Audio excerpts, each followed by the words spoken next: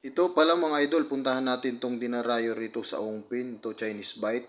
Bakit kaya dinarayo no ng maraming mga sikat na mga vloggers at saka mga artista? Ano kaya ang hiwaga ang nakatago rito sa kanilang mga tinapay rito? Talaga namang maraming taong laging nakapila rito. Ano, kitang-kita naman natin ang haba ng mga pila rito. At ako'y napag-utusan ng aking boss na ako'y bumili rito at para matikman na rin natin, hindi pwedeng hindi tayo manghihingi sa kanila.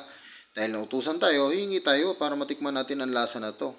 Ang isang haba pala ng tinapay na yan, tinatawag nilang milky bread pala ang tawag nila dyan mga idol. At ito, pumila naman rin tayo at makita na rin natin dito kung sino-sino mga nakapila ang magagandang dilag nating nakikita na maganda sa ating mga paningin.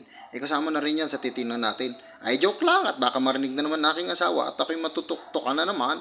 Ayan pala mga idol at ako'y nakapila na nga at ako'y nagkamali-mali pa. May numbering pa pala sila rito dahil sa haba ng pila para may segregate at maayos nila ang lahat dyan. Ayan mga idol ang nakikita ko siko. Pasensya na kayo mga idol dahil ako'y pasmado sa aking pagbibideo. Ayan nga pala yung sikreto ng tinapay nila hindi ko maintindihan. Ayan nakita nyo naman minamasa-masa na hindi ko yan na tinapay na yan.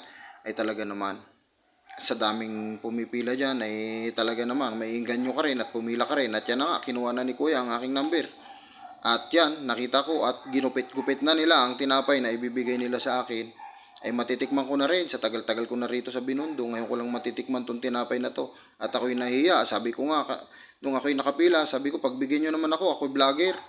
Ayan at kahit may mga nakabideo ng mga vlogger na yan hindi ko kilala sige na lang. Bahala na, kapalan na lang tayo ng mukha. Basta ako, sisingit ako rito. Ayan na mga idol, piniprepare nila. Marami talaga mga vlogger na mga pumipila rito, mga lodi.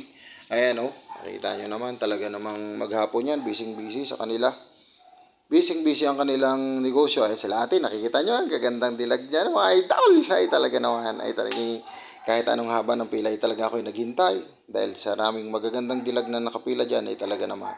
Ako'y pipila araw-araw dyan kung ako pipilahin ng aking boss. Ayan, sa tapat lang yan ang pinagtatrabaho ko. Ayan na, binigay ng mga idol. At matitikman na natin. Hindi pwedeng hindi tayo mangingi sa ating boss. Let's go mga idol, ito na. At matitikman na natin ang, ayan na. The moment of truth mga idol. Ito matitikman na natin ang milky bread na tinatawag nila dyan na mahaba na kasing haba ng 1 metro. Ayan mga idol talaga naman pala ang sarap pala na to. Ay kaya naman pala kung sino-sino lang pumipila rito, kahit mga artista ay pumipila at bumibili rito, ay napakasarap yun lang mga idol at natikman na rin natin sa wakas. At ako'y babalik ulit pag ako'y nautusan ng aking boss. Magandang hapon sa inyo, pakipollow naman tong aking video. At magkaroon naman ako ng mga followers at mabayaran ako ni Mita. May utang sa akin si Mita. Bye!